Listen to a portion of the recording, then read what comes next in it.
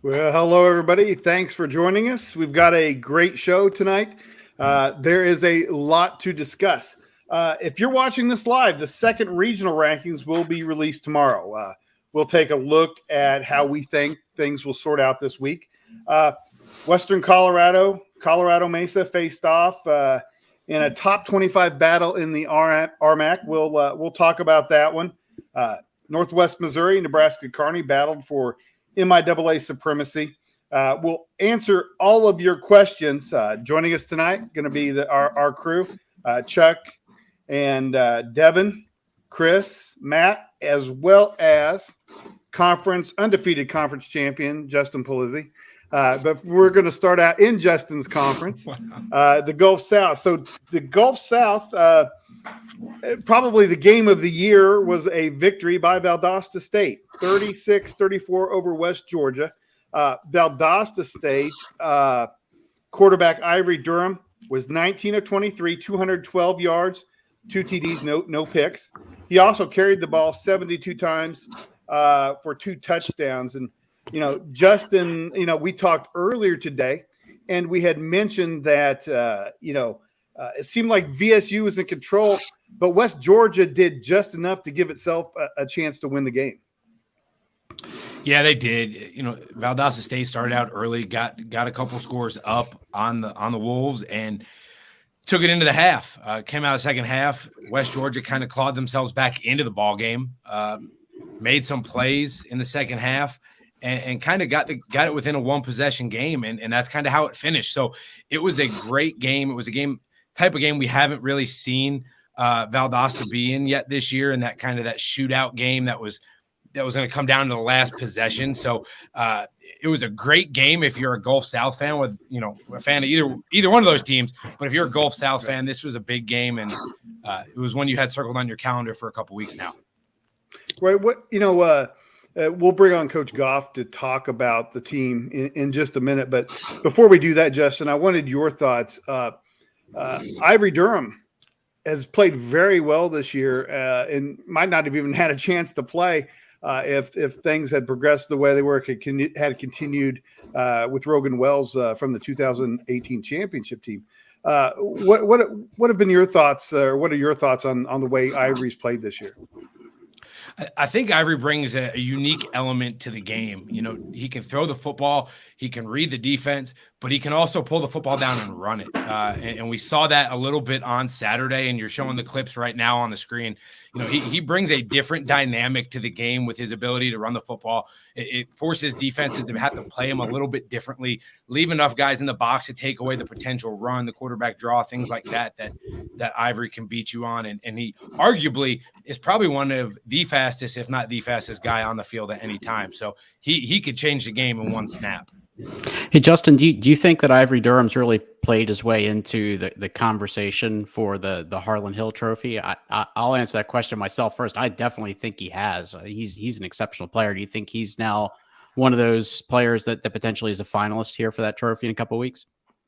I do. I think he brings a unique element to the game. I think he has shown that the biggest games he's not afraid in. He can play well. He ultimately probably has his best games in those games. And to me, when you're looking at that award and you're looking at that caliber of player, you want a player who's going to play his best game on the biggest stage.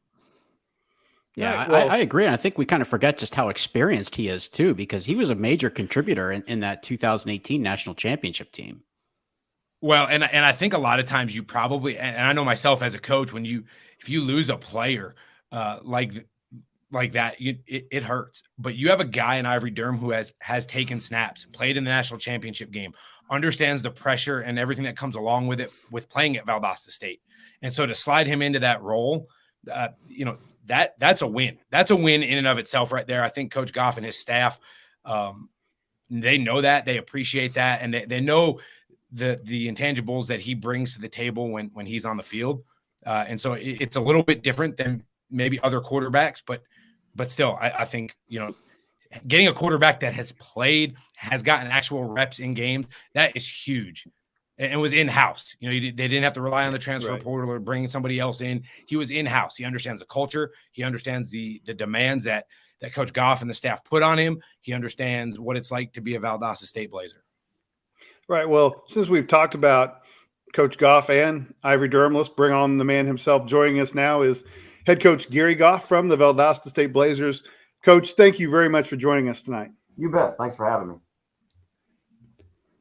Right, Justin, I know that you had wanted to talk about the game specifically first. Justin, you thought, or you had asked that West Georgia had made a little bit of a run with the touchdown drive and the punt return for a touchdown, and then you were curious if that. So, what were your thoughts on that for Coach Goff? First of all, Coach, congratulations. That's a huge win. I know. In the Gulf South, week in and week out is always a tough game, but that was a big win for you in the program. Absolutely. So when West Georgia, they came out in the second half, they touchdown drive, and then they come out with that punt return and get it down into under a touchdown game. Did that change your game plan for the rest of the second half there? No, I mean, it really didn't. We felt like we were in pretty good control of the game until we had a fumble on a punt return that gave them 7 points. And then, we had a nice punt, hit the ground. Our punt team kind of thought the play was over. Their returner did a great job of running up and scooping it, and he took it back 78 yards. And that gave them a lot of momentum right there at the end of the third quarter, start of the fourth. But, the nice thing about our team is they're confident in each other. Our offense is very confident in defense and vice versa. So the guys really didn't flinch. There was no panic on the sideline, but we knew we were going to have to sustain some drives, get some more points on the board because, West Georgia, they weren't number 3 in the country for no reason. They're very explosive. The quarterback's very accurate. They do a great job, over there offensively. So, we knew I had our hands full, but we talked all week long. This is going to take 4 quarters. This was not going to be a just runaway football game this week. Absolutely. Hey, Coach, this was really the first time that your team's been in that situation this year. Most of your games have been pretty large point spreads, other than the Albany State game, but that was a little bit strange with the weather delay that started that. Do you think that this was a good experience for your team to go through, to kind of have some bad breaks, a little bit of adversity to work through? Because when we get to playoffs, you're going to have to win close games in the fourth quarter. Absolutely, I do, and a big rivalry game like this, they're always crazy. I can remember back when I was a player here, and West Georgia was always a crazy football game. So I do. We know that we're going to have a lot of different adversity thrown at us. We already have for like the last 2 years with COVID involved, like everybody. But in a weird way, as head coach, I do think it was a really good experience and a big time win against a great football team in a close game. We had our chances to have a big game, and scary thing is we got a lot of room of improvement, and we'll be back at it tomorrow trying to fix some mistakes and get better. And Coach, we talked a little bit about Ivory Durham here tonight, and just the playmaker that he is, and you guys are an air raid offense, and so y'all were faced with a 3rd and 1 there at the end of the game.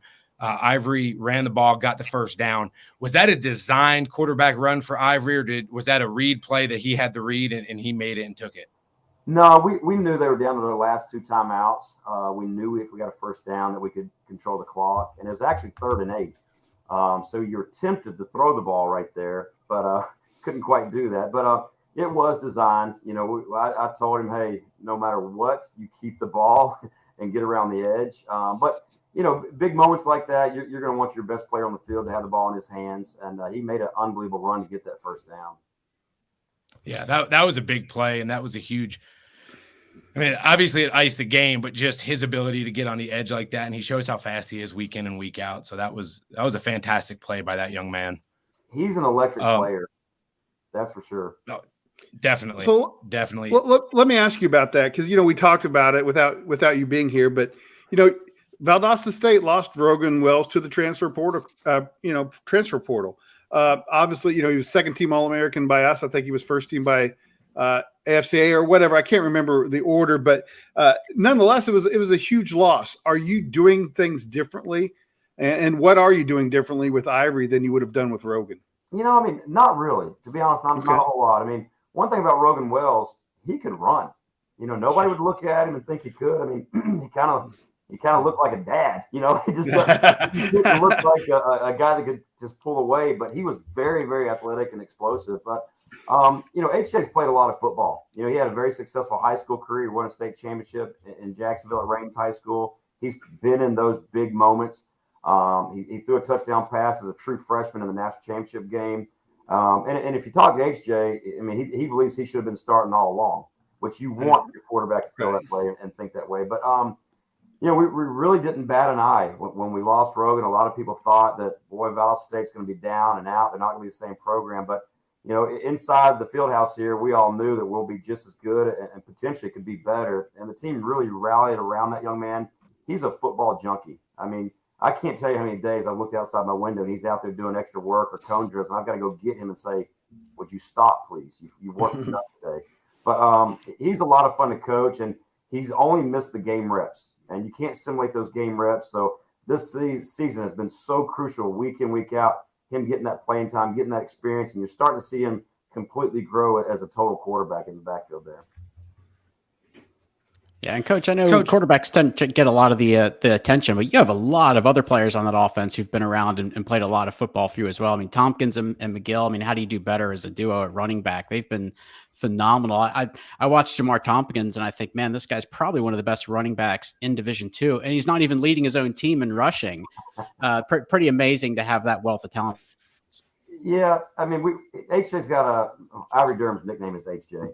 But he's got a lot of weapons around him. You're right. We've got you know, a couple of running backs that are very, very good. You know, one's on the All-Decade team here. The other one's been an All-American. It's just a weird dynamic. But you know, Seth McGill and Jamar Tompkins are each other's biggest fans. They feed off each other. They pull for each other. But you know, then you move to the receiver position, and you got Brian Sons and LC Gallimore, two other guys with a lot of experience, a lot of playing time.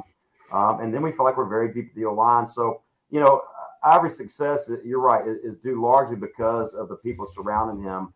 But, you know, this season we played great complementary football so far, and that's for offense, defense, and our special teams. But, you know, they've been a lot of fun to coach. They've been a lot of fun this year, and they've been very focused on being 1-0 each week.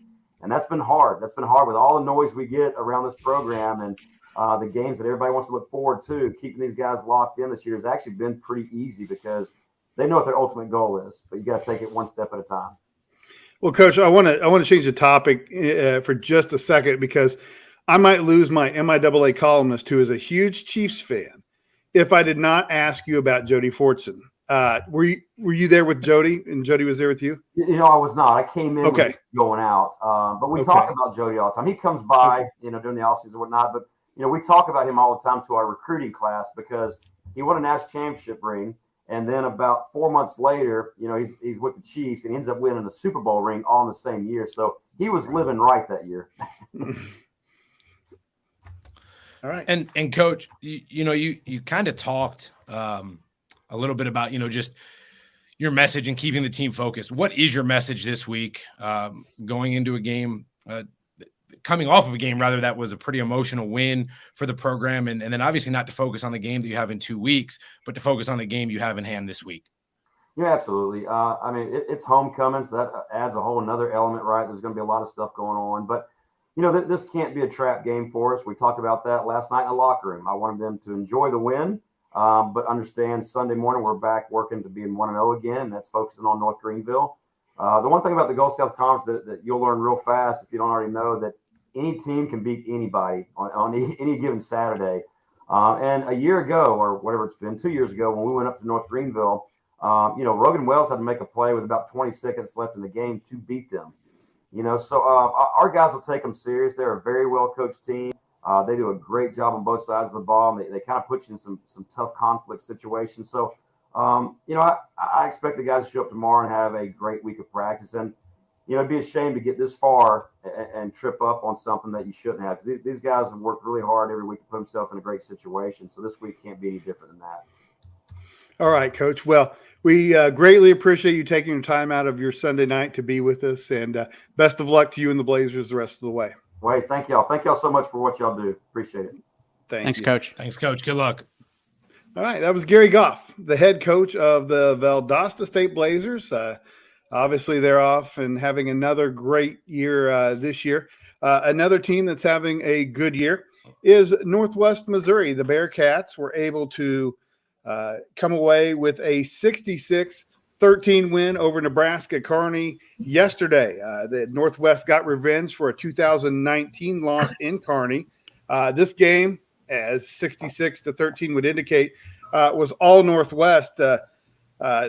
Northwest quarterback Mike Hohensee was 14 of 18 for 270, 3 touchdowns, and also ran 4 times for 68 yards and a touchdown. And Devin, that's as good a performance as you've probably seen from Northwest in quite a while.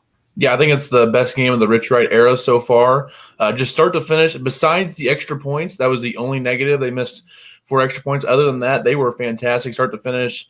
Open kickoff return for a touchdown. Had a little reverse on a little trickeration with it, and able to get into the end zone there here with Caden Davis. It was a really fun way to kind of start out the game a little bit and kind of gave Northwest a lot of momentum early on in that one. The defense gave up a touchdown on their first drive, but after that, they really hunkered down and limited TJ Davis, who's second in the conference in rushing yards there at quarterback for Kearney. And I think he finished with negative rushing yards, including the sacks that he took. So credit to Northwest for what they did defensively. They were all over TJ Davis the entire game. And on offense, Mike Hohensee was healthy. And we'll talk to Coach Wright about this, but when he's healthy, he can move. He had a 56-yard touchdown run where he looked as spry as possible kind of deal. He was outran the UNK defense. So they looked really good. Al McKellar did his thing, and it's just the most complete performance I've seen from Northwest in quite a while. So kind of a swatting down the biggest contender in the MIAA type of game there for Northwest, where they were kind of showed they are the big boys on the block still. We'll ask Rich Wright about this when he joins us, Devin, but I've got to think that, Mike Hohensee's mobility was a huge factor, probably the biggest factor in the success of the Northwest offense, or at least one of the biggest. Yeah. Oh, yeah, for sure. We saw the 56-yard touchdown run. There was also just being able to run an option play like this to McKellar where he gets to score on it, where he gets to move a little bit, just really opens up their offense. And he did it a couple times, not just taking off and running. It's feeling comfortable with avoiding a little bit of pressure, moving in the pocket, and being able to reset your feet comfortably and making an accurate pass downfield. And that's what's been missing over the past couple of weeks there from Northwest on offense. With him being healthy now, he had no issues with that. And it's really fun to watch that offense kind of go. And I think Coach Sturdy, their offensive coordinator, also called a beautiful game yesterday. They had some nice little combo routes they were calling there that were set up earlier in the game. They were just hitting on them. And whenever you can get guys like Donadell in open space, it's always a good thing for the Bearcats. Hey, Devin, there were a couple of tough games in the last few weeks for the Northwest offense with Hohensee being back and being pretty full strength and fully healthy. Do you think Northwest played like they had something to prove? Because they certainly looked like they were on a mission. I think a little bit with that. I know they had a tough game versus Pitt. They barely pulled out, and they lost to Washburn there on the road whenever Hohensee was still dealing with that ankle injury. And also Kearney, as Brandon said, beat them 2 years ago. So I think it's another thing they had. I think that was still fresh in their minds, and TJ Davis had kind of took it to them a little bit. So I think they had a little extra thing with there. And it was a homecoming crowd. It was a crowd about 7,500 there at Bearcat Stadium. So that was also, I know we talked about this early in the year, that the energy wasn't great in some of those, the Pitt and the Washburn game. It was fantastic there on Saturday on the sideline. The energy with the players and the crowd, it was fantastic. And I think they really fed off that. And one of those that just kind of tailspin for Kearney. One thing went wrong, then another thing, and then it just kept going. They couldn't get their footing going, and Northwest really pounced on them like we've seen them do in the past.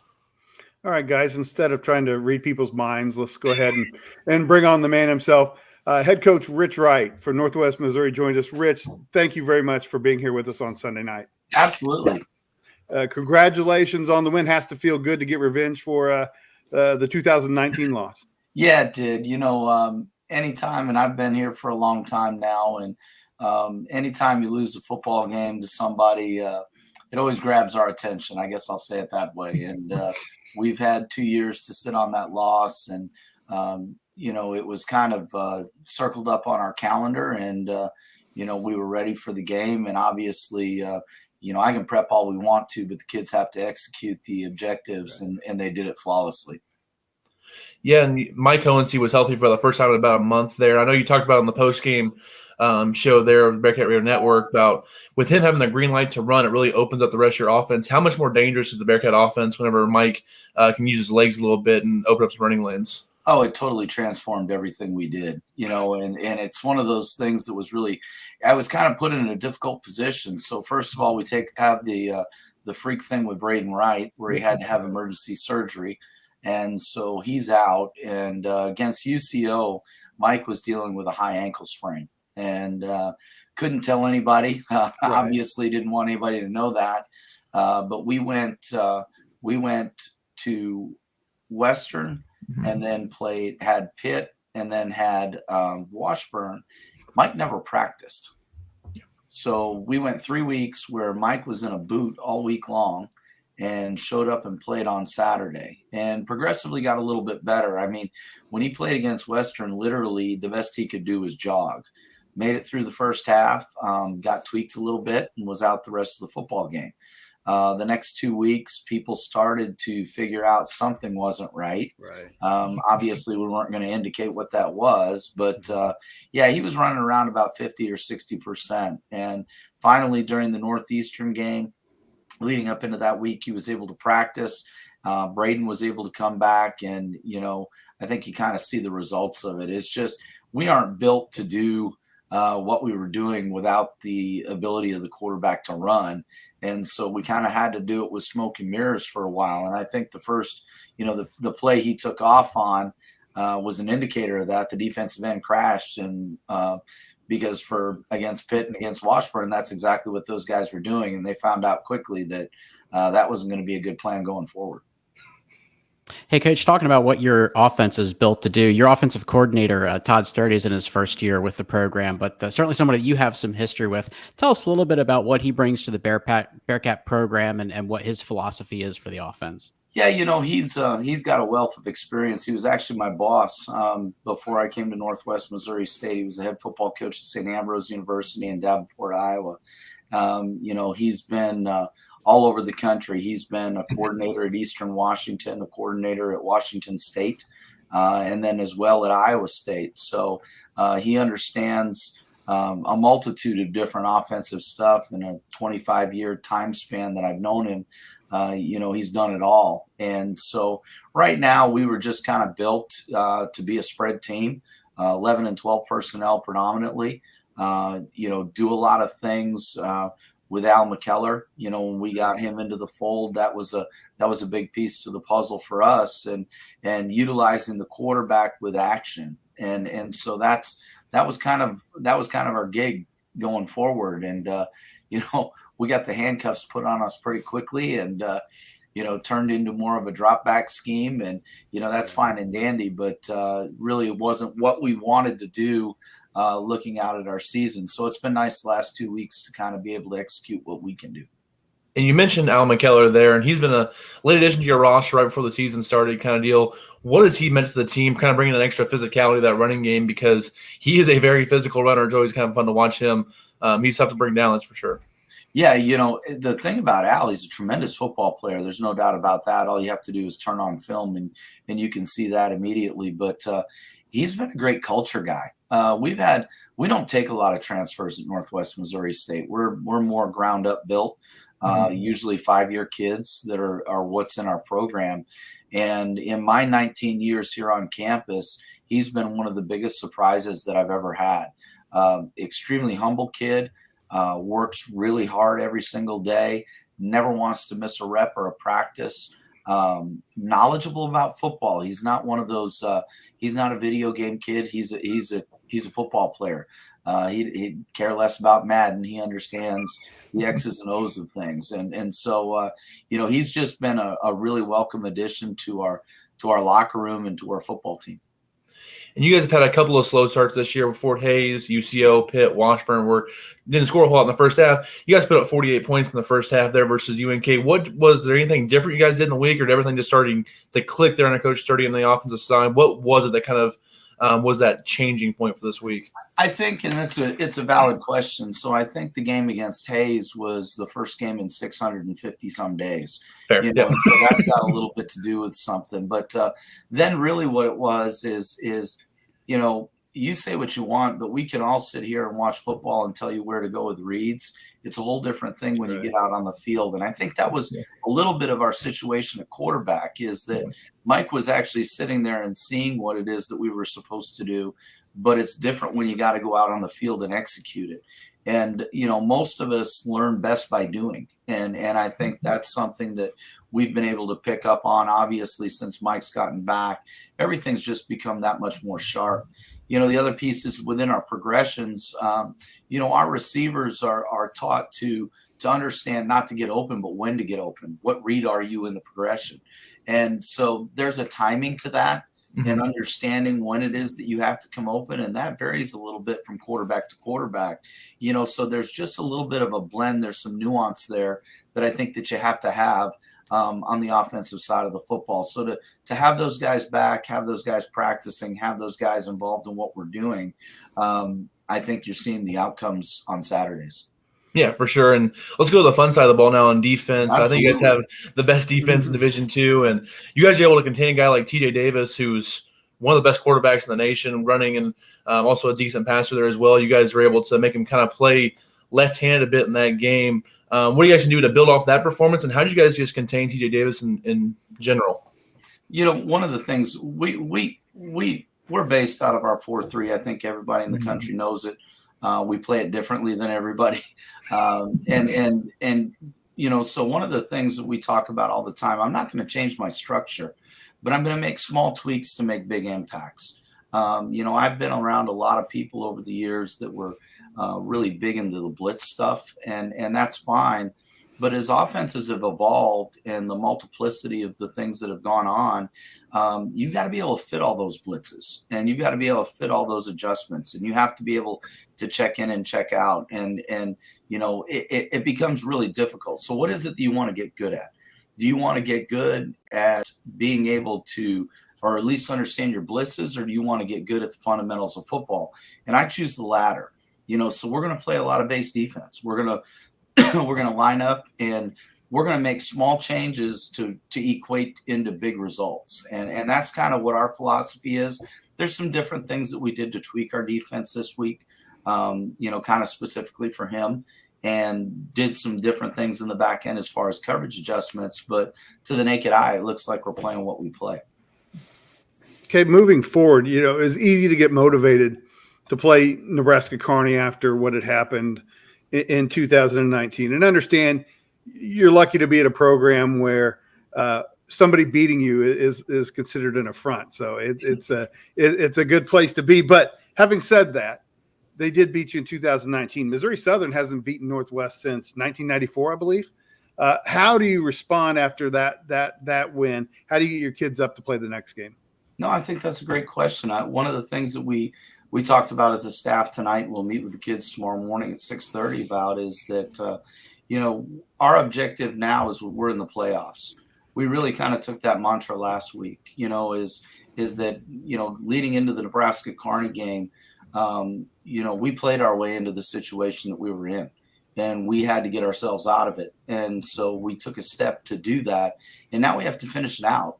For us, in order to control our destiny and move forward, we have to win out. And so Southern's just the next opponent on that schedule, and it's the next piece of the process.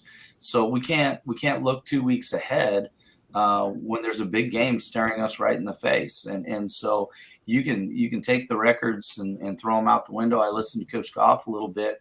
I'd echo what he said about the Gulf South and the MIAA. If you don't bring it every week, you're going to get beat. And Southern's kind of proven that. They've knocked off a couple teams in our league in Central and UCO. They played Pitt extremely tough. They're bought into what they're doing down there. And, the one thing that shows up on film, and I've been watching it all afternoon, is their kids play hard. So we've got to have the same type of effort going into Southern that we had going into Kearney. And the way that my spin on all this is that we're now in the playoffs. You've hit this point of the season. We talk about this a lot in our complex, is that we have 4 padded practices left. I have 2 this week and 2 the following week. And for 80 to 90% of the college football playing world, they know when the end is. Right. We don't. And so we've got to treat that with the respect that it deserves. All right. Well, Rich, again, we appreciate you taking time out of your Sunday to be with us. Congratulations on the win over Nebraska-Kearney, and good luck to you the rest of the way. Hey, thanks a lot, guys. I really appreciate everything you do for Division II football. Thank you. Thanks, Coach. All right. That was Rich Wright, the head coach at Northwest Missouri State. The Bearcats again with the big win over Nebraska-Kearney yesterday. A big win for a program we haven't talked a lot about over the years in the D2FOOTBALL.com era is Western Colorado. They used to be called Western State, as Matt corrected me earlier in our private discussion. Western Colorado wins 23-9 over Colorado Mesa, which used to be called Mesa State, but a dominant, appears to be a dominant performance by Western Colorado. Is the first time that two nationally ranked teams squared off at the Mountaineer Bowl. It's the highest elevation college football field in the world.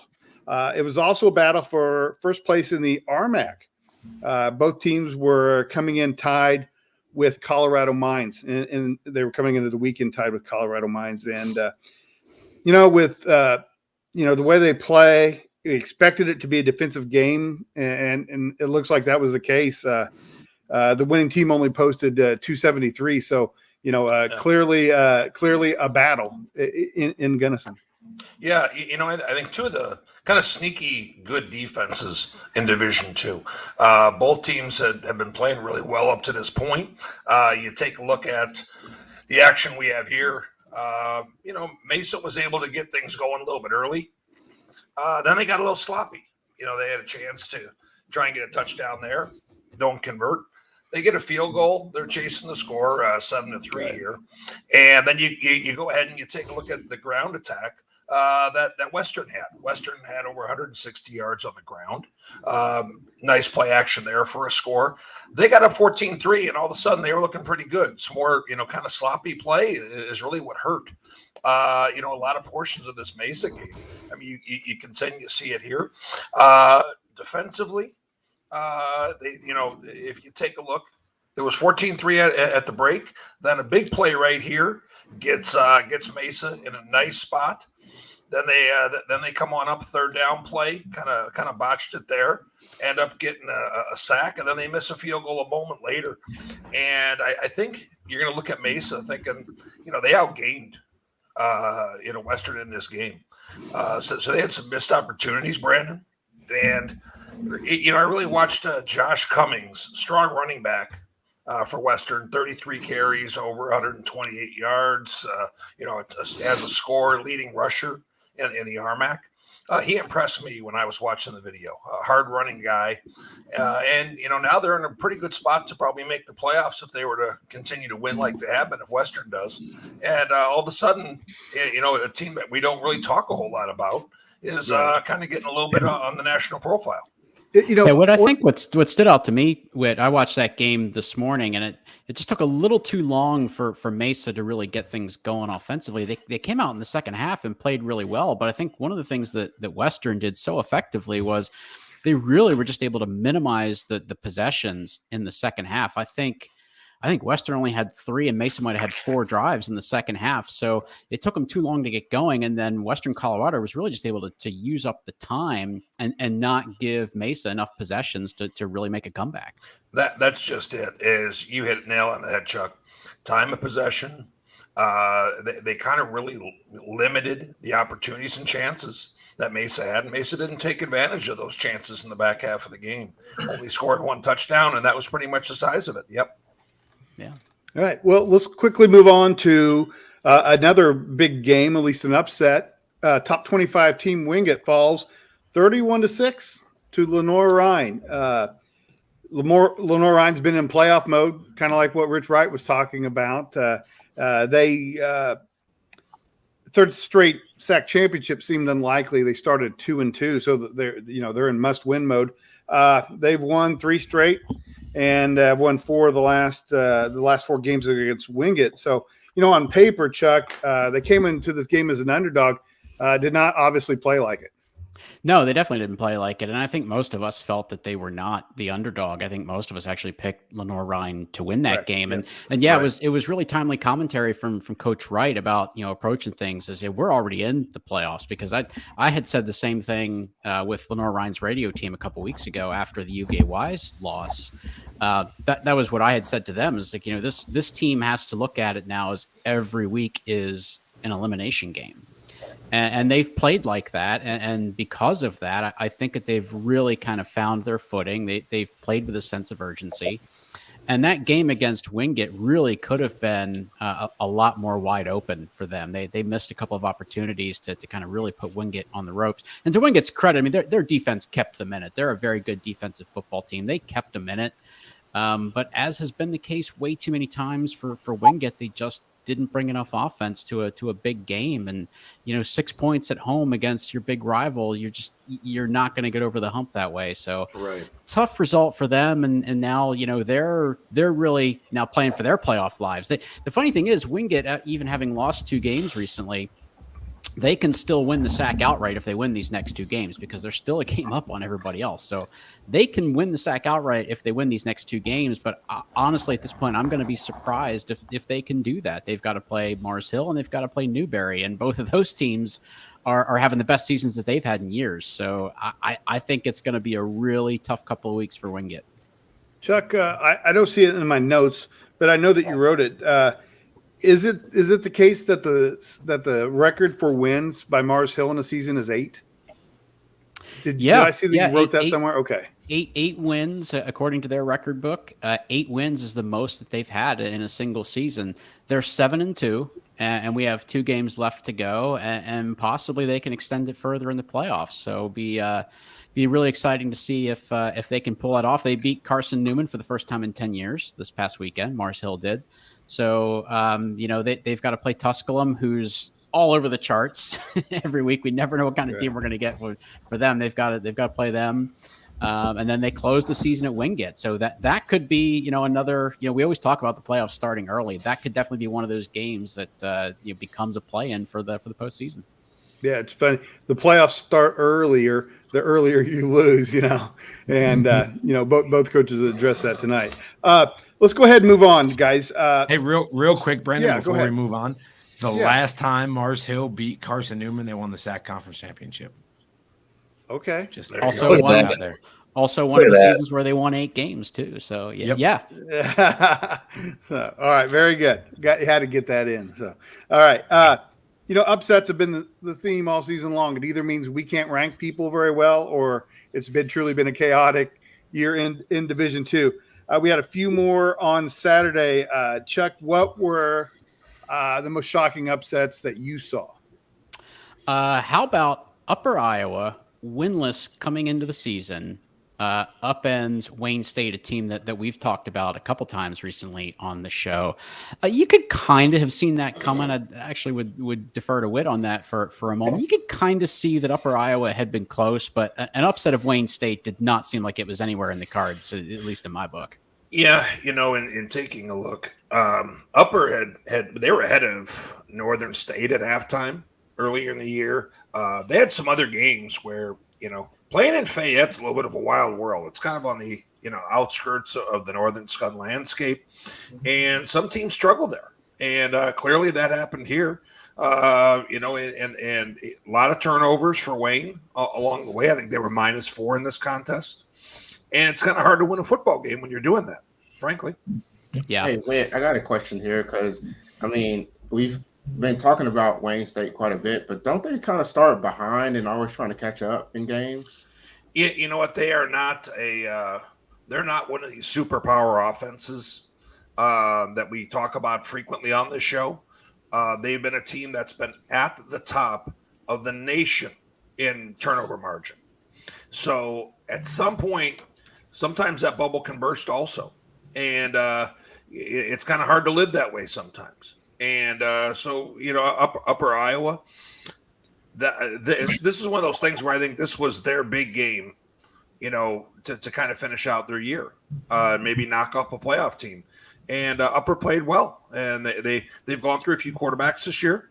They kind of got back landed on the guy they wanted back, and he played well. So it kind of all came together. Good job, Peacocks. Go ahead, David. Sorry. I just said good job, Peacocks. Okay. Well, you got to think that Wayne State's chances of the playoffs are gone now. Yeah. Yeah. And another one that I still contend that there's going to be a 3-loss team in the Super Region. I don't think it's going to be them, though. Agree. I tend to agree. I think that there could be a 3-loss team. It might not be them. And Brandon, another team that I think saw their playoff chances disappear was IUP. Mm-hmm. They lost at home to Edinburgh. Edinburgh was 1-6 coming into the weekend. Now, again, kind of like Upper, you could see the progress was there for Edinburgh. They had been getting closer, but them beating IUP, and that game was a home game for IUP's third home game they've lost this year. Ouch. Did not see that coming. I think that completely bounces them from playoff contention and really helps Slippery Rock. This actually sets up kind of a de facto championship game in the PSAC West Division this coming weekend with California and Slippery Rock. The winner of that will play Kutztown in the PSAC championship game. So major implications in that could really shake up the Super Region 1 rankings. Yeah, Indianapolis also blew a 21-point lead in the second half at Missouri S&T and lost for the fourth time this year. They were, highly ranked in our preseason poll, have proved to not have the type of season they wanted. Having said that, Toriano Clinton only played in the first quarter, only had 4 carries on 4 yards. Pure speculation, but I have to believe there's some kind of injury involved in that situation. Sure. Yeah, shame for him. How about South Dakota Mines wins against their rival Black Hills State? What's noteworthy about that? The most played rivalry in Division II. Big win for South Dakota Mines. I have to like a team called the Hard Rockers as a D2 junkie and lifelong metalhead. Gotta like a team called the Hard Rockers. So huge result for them. Well, Chuck, you and I were talking about their stadium not that long ago. What do you recall from that? It's really cool. It's a topic I would love to delve into sometime on one of these shows, like some of the more unique settings. So the South Dakota Mines Stadium, of course, it's in the Black Hills. It's in South Dakota. It's surrounded by mountains. And on the visiting side, they actually have multiple tiers of parking lots that really just go. It's almost like a half ring that goes around the stadium. There's like 3 levels of this. So it is almost like a drive-in theater type of experience. So you've got tailgazers are actually just like parked right behind the stadium. And there's some pretty crazy things. Every third down, when the opposing team is on offense, you hear the car horns going on third down, which I have to believe is completely against every NCAA regulation. Not the same thing. but it still happens. And I'm sure that it really pisses off opposing coaches, but it's also awesome. And I love it. Never. So one thing I would like to mention, Harding, setting football back about 100 years, had 685 yards. Another Harding shot this week. Harding had 685 yards rushing, no pass attempts. I was asked if that was a record. That is not a record. The record is Co-College with 719. The record book said that was 1972, which was the year before Division II was actually formed. Co-College is a Division III college now. So without a further dive into it, Co still has the record, but it theoretically could be a true Division II record. I think it's pretty fun to see things like that happen. No pass completions. I know we saw that in HBCU world. What do you ride? You ride a horse to work? You think that's fun? Jeez. I like passing the ball, by the way. If anybody knows, I like throwing the ball. That is correct. But anyway, Harding's playing very well recently, totally imposing their will on every game that they're playing right now. So, yep. Another quick hit. How about Shorter coming up just short of getting their first GSC win since 2014? They lost by a point to Delta State. Delta State actually had to score late in that game. I think it was like a 91-yard touchdown run to win that game. I mean, Delta State has just had the most Jekyll and Hyde season. I can't possibly explain it at all. Some weeks they're just absolutely nowhere, and some weeks they're competitive. I think you're right. But, yeah, almost lost at home to Shorter, so pretty remarkable. And how about the Lone Star Conference? We've been struggling to get a read on the LSC all season long. It looks like Midwestern State probably has things pretty well in control. They can actually win a share of the conference title this weekend with a victory. They could win it outright if they get a win and a little bit of help. And if they win their last 2, they win it outright. So just to mention what's going on in that conference. Well, Chuck, you mentioned that conference, and we'll speak about a game that they have coming up this weekend. But there's a team in that conference who's kind of creeping up a little bit that I think we might have written off earlier in the year. We'll talk about them later. I know. I think they're going to be next year. All right, guys. Let's go ahead, since we're talking about who's going to make it and who's not. Let's go ahead and look at our projected regional rankings. Our friend Inkblot again supplied us with the what he believes will be the regional rankings come tomorrow. He was pretty accurate last week. What was the Super Region 1 was the one that there were some issues with, and he was not completely confident in that region nonetheless. But if you see the graphic on the screen, that's the way the regions will or might look tomorrow if Inkblot is correct, with Bentley, Kutztown, Shepherd, California, Notre Dame, New Haven, Slippery Rock, Shippensburg, Tiffin, and Stonehill, 1 through 10 in Super Region 1. In Super Region 2, it's Valdosta, Bowie, Albany State, West Florida, Mars Hill, Newberry, West Alabama, West Georgia, Lenoir-Rhyne, and Savannah State. Ferris State is number 1 in Super Region 3, followed by Grand Valley, Harding, Northwest Missouri, Lindenwood, Henderson State, Ouachita Baptist, Nebraska-Kearney, Washburn, and Southeastern Oklahoma. And in Super Region 4, Augustana, Colorado Mines, Central Washington, Midwestern State, Western Colorado, Angelo State, Bemidji State, Minnesota Duluth, Colorado Mesa, and A&M Commerce at number 10, which we hinted at just a second ago. Look, I'm going to leave that up, this graphic up, guys. Are there any surprises, any comments about these? Oh, fair enough. We'll just go ahead. I'll okay, go ahead. I was happy with no comments. I was letting everybody else have their turn. I was letting Chuck Witt go first. Okay, well, I'll pull back up then. Okay. Nice to see you guys. I look at my own Super Region 4. Western Colorado got a big bump strength of schedule from beating Colorado Mesa. Mm-hmm. Colorado Mesa, because of the fact that there's a bunch of 3-loss teams that are going to be in that early teens area right behind what you see, still stays in the top 10 right there. You have a Northern State that's got 2 losses but a very low strength of schedule that has 2 strong opponents upcoming, Bemidji and Duluth, in consecutive weeks. They could all of a sudden jump right into this group. You don't see them right there at the moment. But otherwise, I think not a lot changed in that Super Region. What are your thoughts, Devin, at Super Region 3?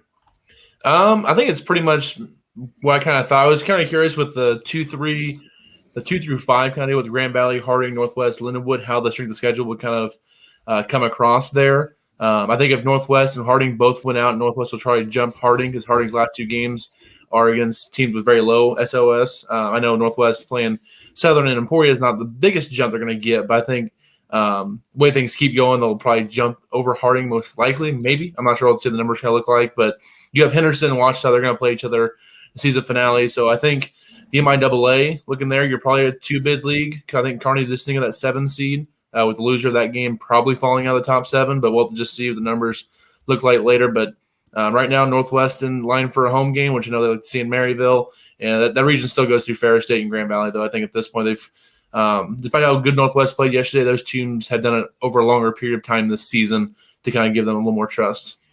Devin, it's kind of interesting the way you see Grand Valley move up to the 2 spot and Harding down 1, even though, because of the criteria, obviously. Yep.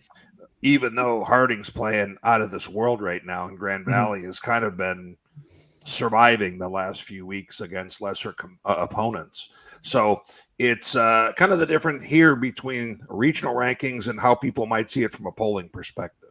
Yeah, absolutely. And Harding, they had the luxury of the first rankings that came out. They'd already played all the other good teams in the GAC before that came out. So the only ones they had left were the lower teams in the conference. So they're going to be hurt a little bit by that long term. But as we said last week, all these regional rankings are just a snapshot of their current resume.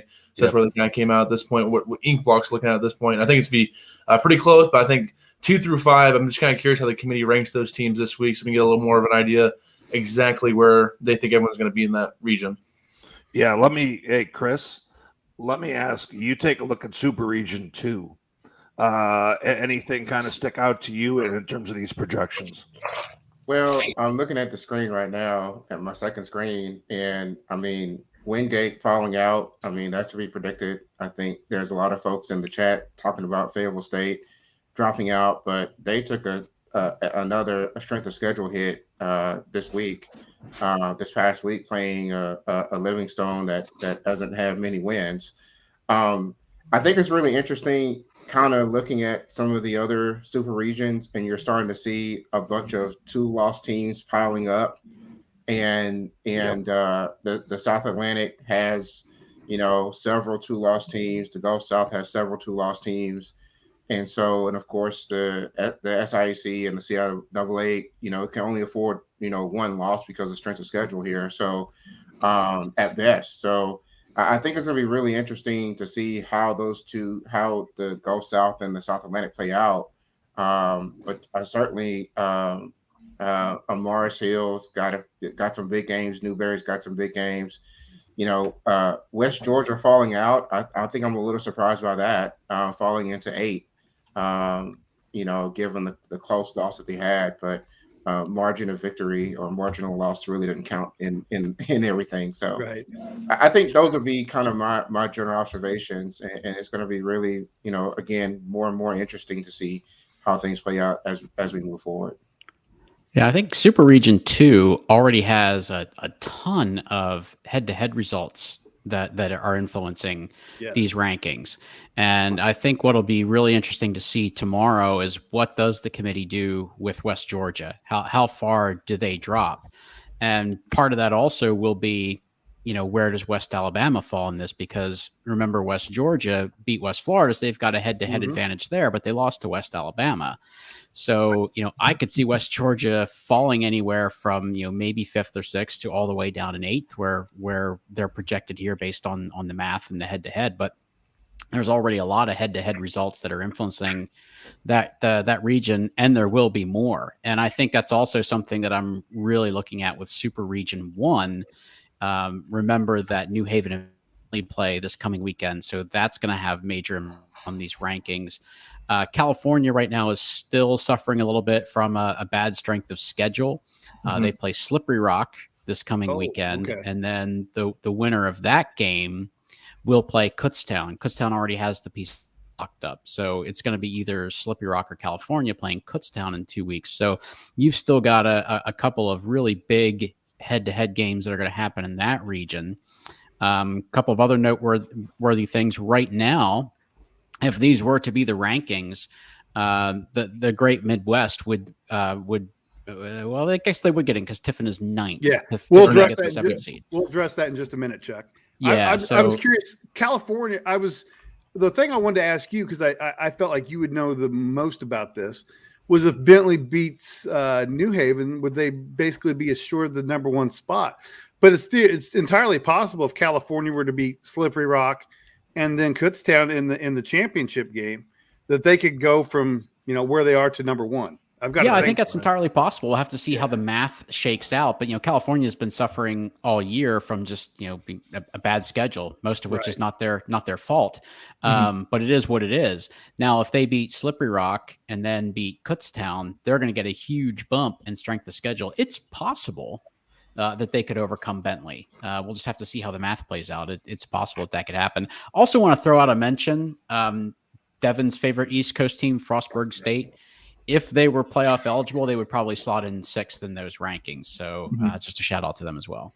Well, when they joined, everybody thought that they would be pretty good pretty quickly, be a great member of the MEC in Division II. So good for them. Awesome. And I want to mention one more thing here. I was looking through the comments while everyone else was kind of talking there about Super Region 3. And Northwest not playing Lincoln due to COVID on the Lincoln side there really helps them for that strength of schedule, because Lincoln's going to be winless this year. So they're not getting – it's a silo schedule, but not including that game in your schedule helps them in the strength of schedule argument for them a little bit. Right. And also Grand Valley State, they're rooting for Pueblo to win out here to help their strength of schedule keep going up, because if they lose, it really hurts them. I think Lindenwood's kind of the same thing with Angelo State next couple of weeks as well. So there's some games out of region that really will affect Super Region 3 with the strength of schedule numbers to look forward to going through the rest of the year. Yeah, interesting point there, Devin, because California had a game canceled as well. Now, they already have a bad strength of schedule. The game that got canceled was Clarion.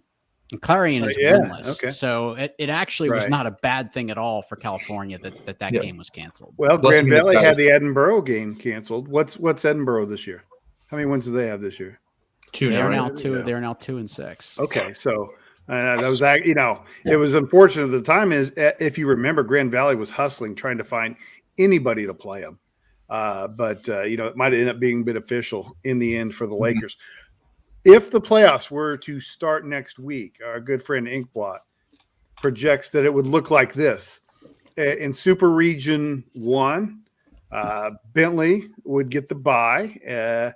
Kutztown would host Tiffin. Tiffin's a 9 because they're getting in via earned access.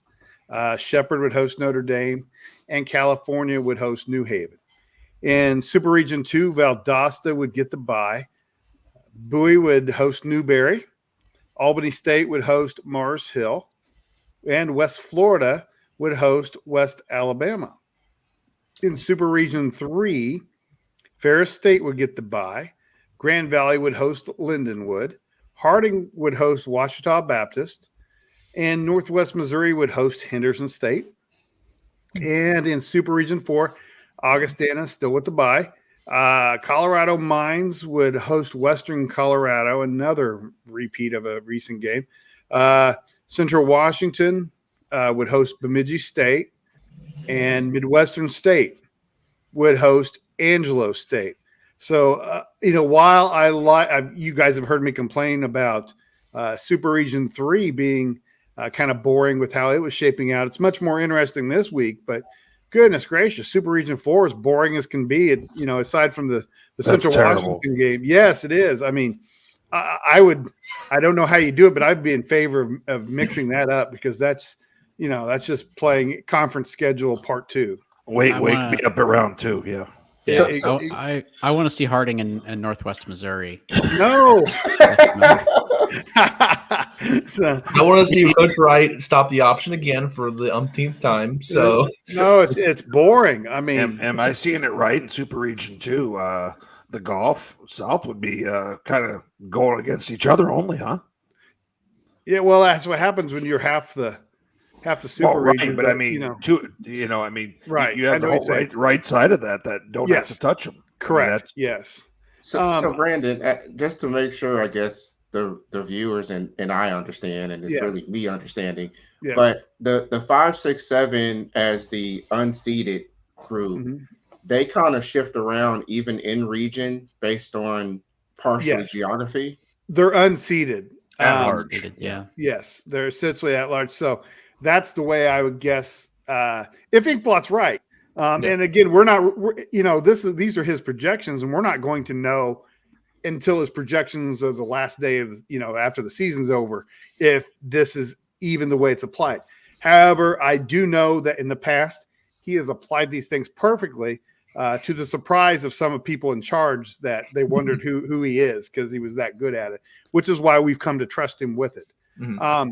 But again, the Super Region 4, I mean, we just saw Western Colorado play, Colorado, Mines. We're going to see that. And then Midwestern State and Angelo have already played. So that's Ouachita Baptist and Harding in Region 3 already played. Yeah, that's better than seeing, Harding and Northwest for the 800th time in a row. But I will say there's no regional crossovers in this variation, though. Not one, exactly. Yeah.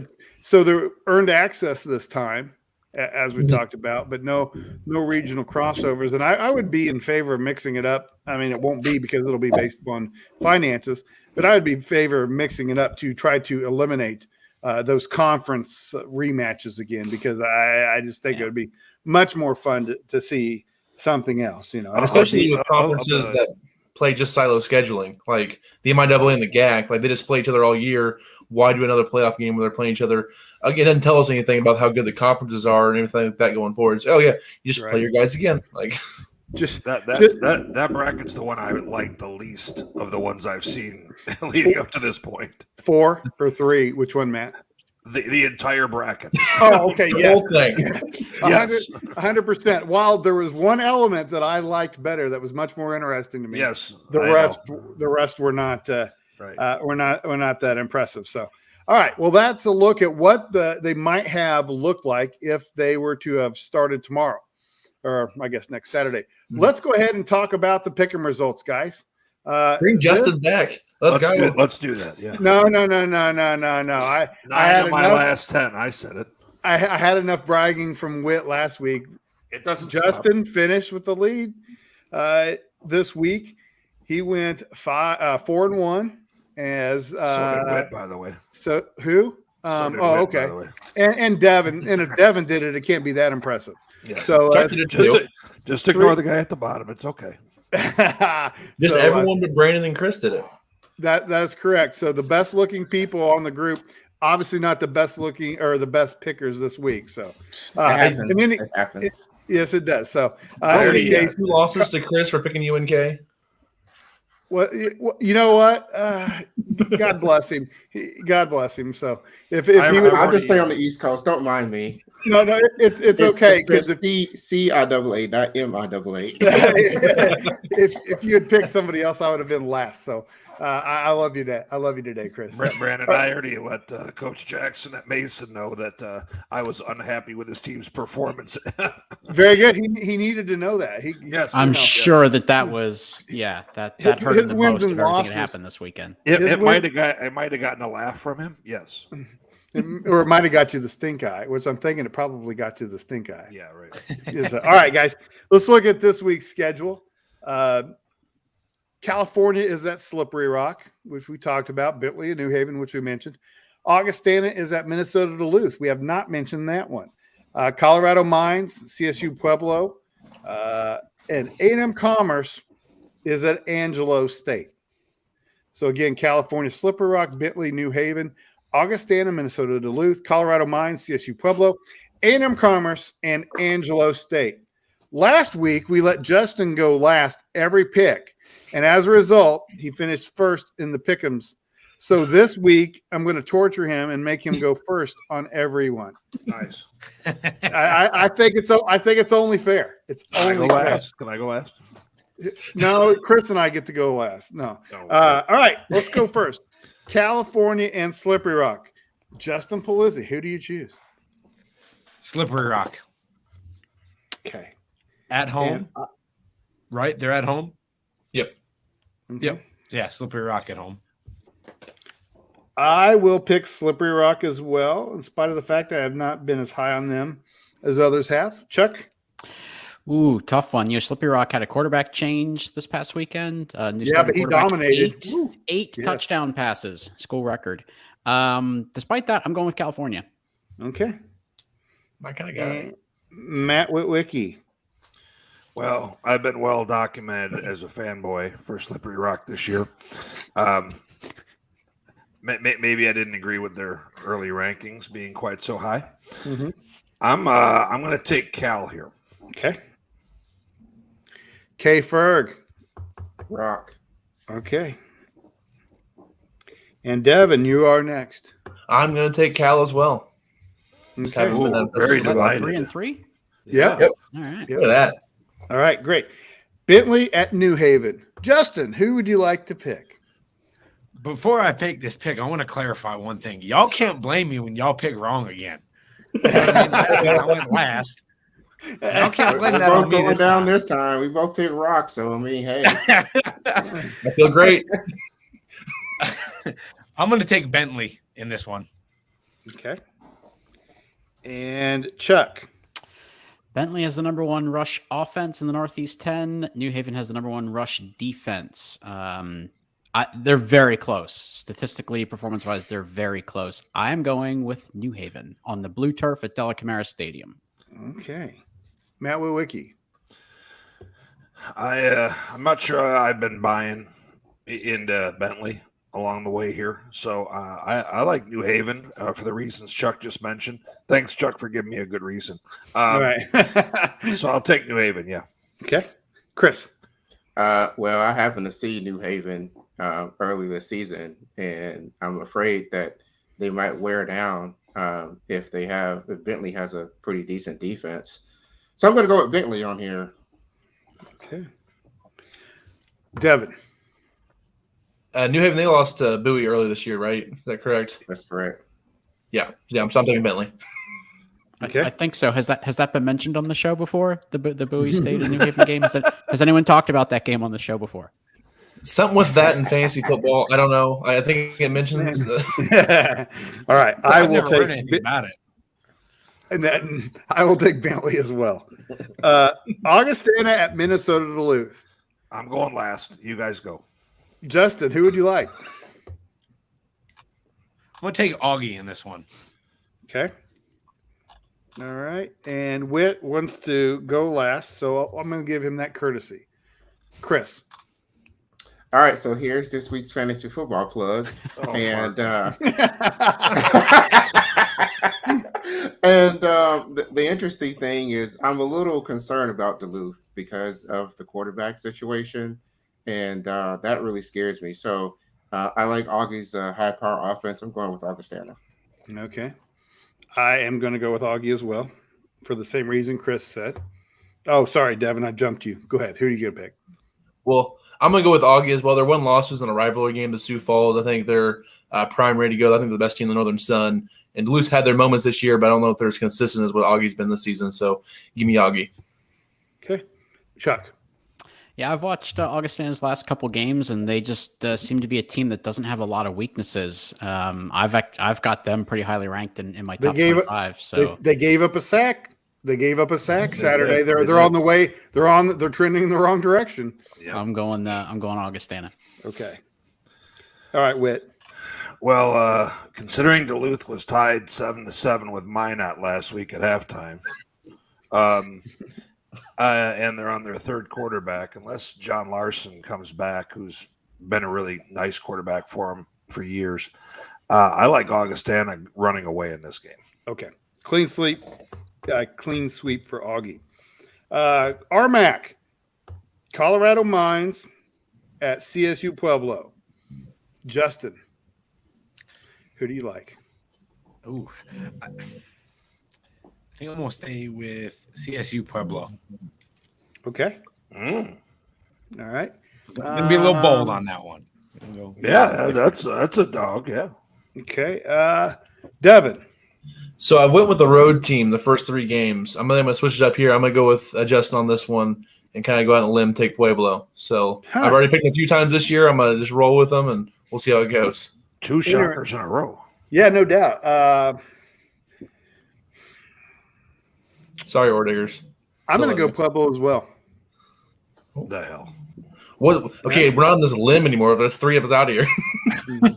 Well, if I'm one of the three on the limb, it's going down. Right. When I said Pueblo, y'all all groaned and grunted over there like, "Oh, that was a bad." You know what I mean? Now the next two people pick them too. So This is going to be going on a bulletin board somewhere. It's probably in Golden, Colorado. Yes. All right, Chuck. Mines, definitely going with Mines. I think two good defenses. Offenses at time can be suspect, but Matoka and Zeman for that Mines offense are gamers, and I think that they will grind this out. Okay, Matt. I am not fully buying in to the Mines offense. I don't think that they're as good offensively as they've been in the past. So I like Pueblo in spite of everyone else liking them, apparently. So I'm taking Pueblo at home. Okay. K. Ferg. I have selfish reasons, but I'm also going to go with Pueblo as well, and I'll explain next. Unreal. We're going on the limb here, except for Chuck. Chuck's going on the limb and taking the Mines. Chuck's loving Chuck's got the safe pick.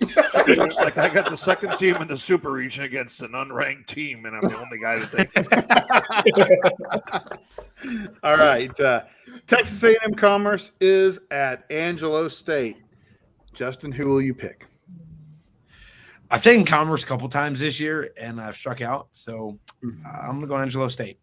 Okay. All right. And I'll just go in the order. I can't remember. We're skipping or whatever. I'm going to go with Angelo. No.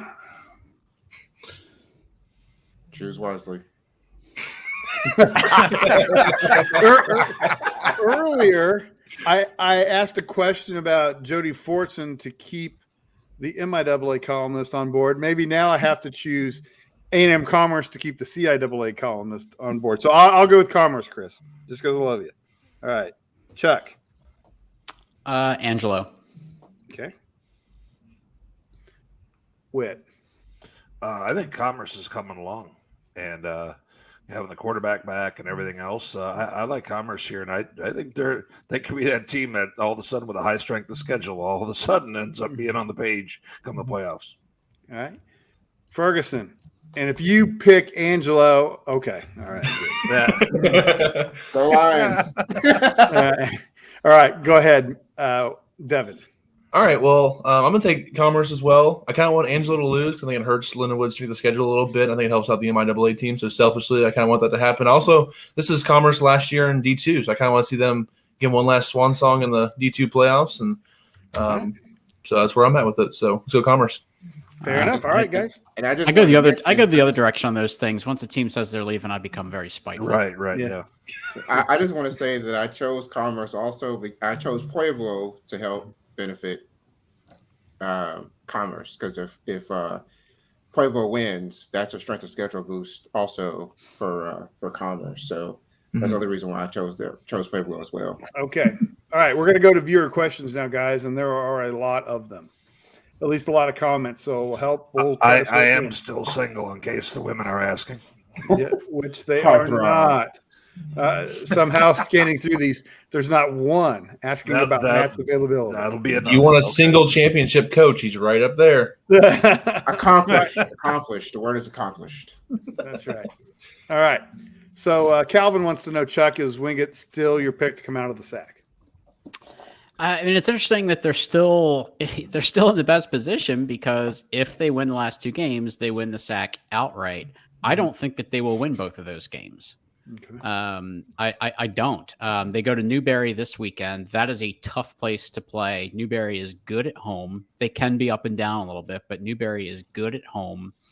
I'm going to be leaning towards Newberry to win that game. And then they close with, as we talked about, Mars Hill's having the best season that they've had in a really long time. So, hey, if Wingate wins those two games, then they will have earned it for sure. But I don't see it happening. So I think you could end up with a multi-way tie.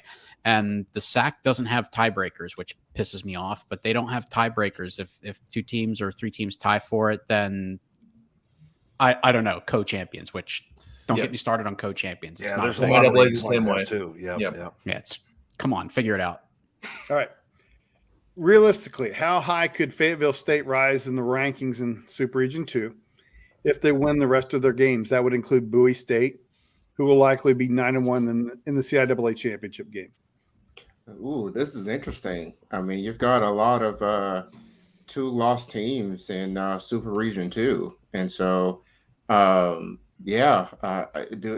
Fayetteville State get into the playoffs? I think possibly as a 7 seed if they can knock Bowie off. And then there's this question of where do you put Bowie? Do they get bumped out altogether and have this huge fall? I don't think so.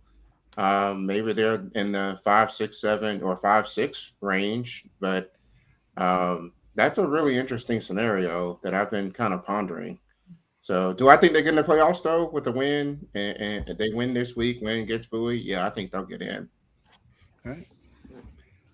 So if Charleston wins their next two games, should they be ranked ahead of one of the PSAC teams, ahead of them in the regional rankings? Well, the thing is, I know we all end up kind of inevitably focusing on like this team compared to one or two other teams, but that's really not how the committee looks at things. It's just, how does this team stack up with all of the others in that region? Possibly. They have a lot of ground to make up right now. I think that they could get there, Calvin, but they've got a lot of ground to make up. It definitely helps with a team like IUP kind of taking an extra loss that we did not anticipate and them kind of falling out. That definitely helps them. It probably would be in their best interest for California to lose because, as we've talked about, their strength of schedule right now is not very good. If California doesn't make it to the championship game, then they're scheduled to play Bloomsburg in Week 11. In the past, that would have been one of the games of the year. Right now, it's not. So, if they're not in that PSAC championship game, their strength of schedule is just a boat anchor. So that's probably, their best shot. But, even then, California being 8-0 right now, it's unlikely they're going to lose two games. So we'll just have to see how it goes. But Charleston right now has a lot of ground to make up. Okay. Losing to UNC Pembroke doesn't help. Right. Is the MIAA a one-bid league? Does anyone except Nebraska-Kearney have a chance to get the second bid due to their head-to-head wins over Pitt and Washburn if UNK does win out? What is everybody's thoughts on this? I think there's a good shot that it's a one-bid league. Yeah. But I think if Henderson UNK wins out, they're State most likely Ouachita- in. Just be doesn't Henderson State and Ouachita still have to play though? So I mean, That is the one thing, Really? right? Right. yeah. But see, that's still only a second theoretical loss for one of those teams, right? Right. Okay. Yeah. Yeah. They're not going to just fall apart, right? But it's 6 and 7 right now. I mean, if this is the way the rankings shake out, and knowing that the GAC is exactly the strongest league, But they're all going to be siloed, though. They're all going to be 500 that's true. SOSs, and so it's going to be become a beauty contest from there. Will it be okay? it would help the MIAA if Go ahead, Devin. Go ahead. Okay, I didn't know if anyone could hear me. My computer was kind of freezing up a little bit. One thing to mention here, Ouachita Baptist, they do have to play Southeast Oklahoma this week and then Henderson. So there's a chance that they lose this week but beat Henderson. It could really throw the GAC into a giant mess kind of deal. That would help on Nebraska-Kearney as well. So one thing they kind of look at with that, if you're an MIAA fan, you're kind of rooting for Ouachita to lose. And they were in a little bit of danger with East Central this past Saturday. They ended up winning in the fourth quarter and pulling away a bit, but they were down for most of that game. So still a lot of things to change there. But, yeah, Kearney's going to get in over Washburn or Pitt just because they have the head-to-head over both of them, unless Kearney, they fall to UCO or something like that the last couple of weeks. If they have another hiccup or something like that, then they're screwed. And either the winner of Pitt and Washburn this week would have a decent chance to maybe sneak in as that 7th seed. All right. Where are the Mountain East Conference teams? I West assume Virginia. the question. Shut up. And Ohio. And Ohio. They're in Ohio. Let me show you on the map where they make. There you go. Yes. Well, maybe Ferg I can double team on this one. Where are they as far as stacking up for the regional rankings? Well, Notre Dame's in a good spot. They've got a good team, just like they usually do. We haven't really talked about them for a couple of weeks because the bulk of their season really came down to the results against Charleston and Frostburg State. Both those games happened a couple of weeks ago. So, not that they're on easy street, but I don't see anybody else that could have challenged them in that league. So we haven't talked about them as much, and maybe that's to their advantage. And we just talked about Charleston a little bit. They've still got a shot, but a long way to go. And unfortunately, right now, one of the best teams in that league is Frostburg State. And as we've mentioned, they're still in that transition phase, and they're not eligible for the postseason yet. So those are the three best teams, and the three teams that would be in contention if Frostburg was eligible. And then when you get beyond that, there's really nobody that would be playoff contention. It is worth noting that UNC Pembroke has started to play pretty well. This is their first year in that league. I'll be interested to see how things start to play out for them over the next year or two. I think it's good for them to have a conference home. I don't know that the MEC is great geographically for them, but I think it is good for them to be in a conference. Yeah. Whit, is Bemidji State a surprise spoiler this year, or whatever that means? It's hard for me to call them a spoiler when they've been in the regional rankings both weeks, and they're not really coming out of nowhere in that case. They've got wins over teams like Sioux Falls, Duluth, Wayne State. They've also had some kind of ugly games. They got destroyed by Augustana. They got pretty well handled by Mankato in the back half of that game. They had a little bad stretch in the middle of the year. I'm not entirely sure who they are. But right now, I think we're going to find out pretty quickly because of the fact that they go to Northern State this coming week. And the winner of that football game is going to be a 2-loss team that could very well be on the 7 line in a few weeks. So we'll find out soon. Right. Not questions, but comments. And I wanted to show these because we talked about this in our discussion. But Dinkblot said the flight rules create the rematches. That's what happened with Commerce and Tarleton in 2019. And he said he specifically tried to find a way to reduce the rematches without increasing potential flights, but wasn't able to find a way. So again, the budget's going to hurt that.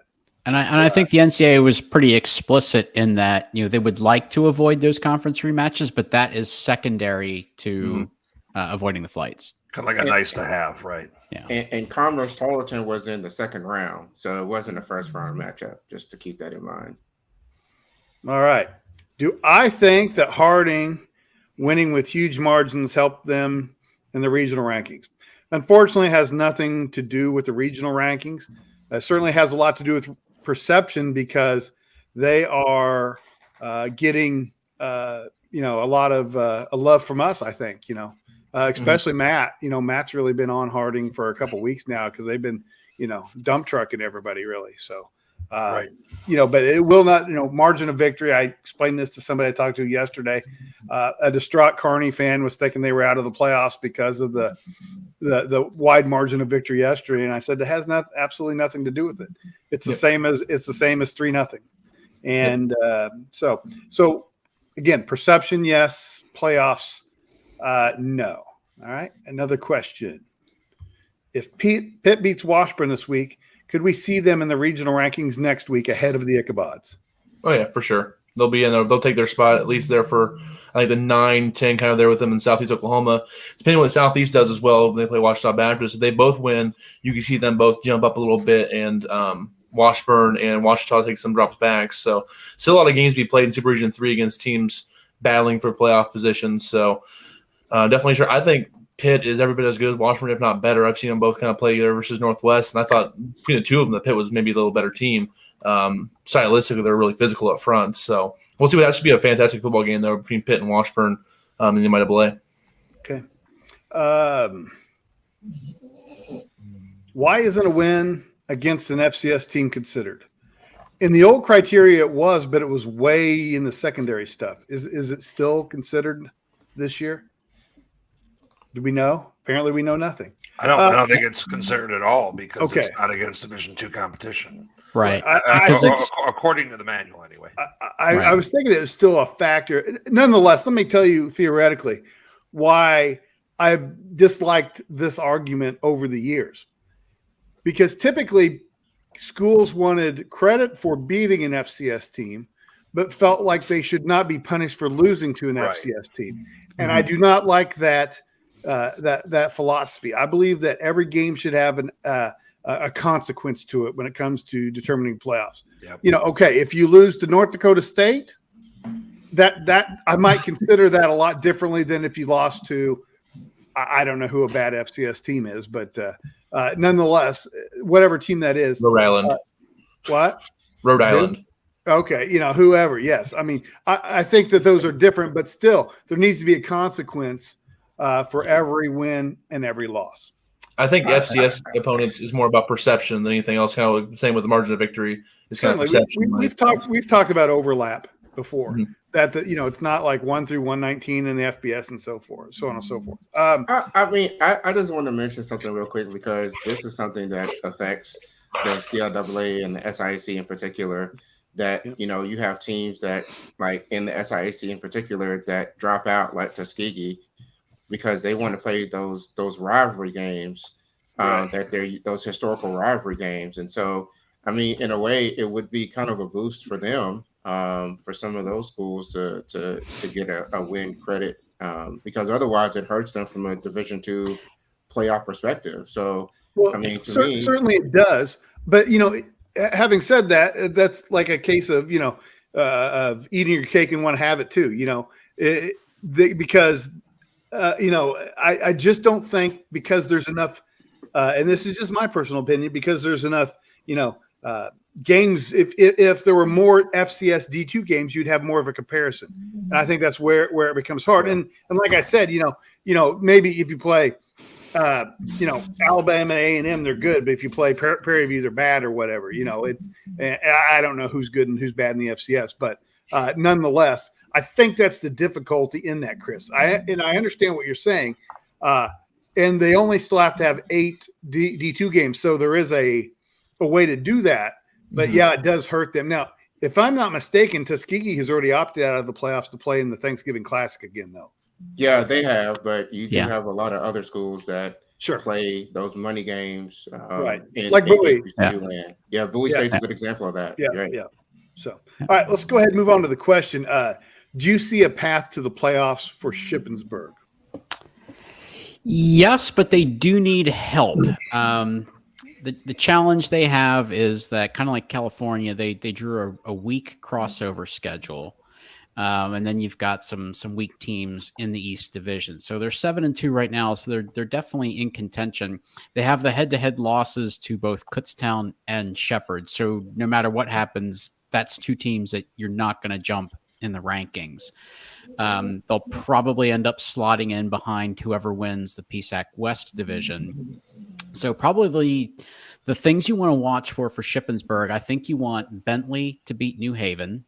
So that you give New Haven a second loss, and you probably want chaos in the GMAC because right now they're kind of in the earned access territory. Mhm. You probably want some chaos there to possibly knock that league out altogether, and then you possibly sneak into a 7 seed as a fourth PSAC team that makes it. So yeah, there's a chance, but they need a lot of help. Yep. All right, guys.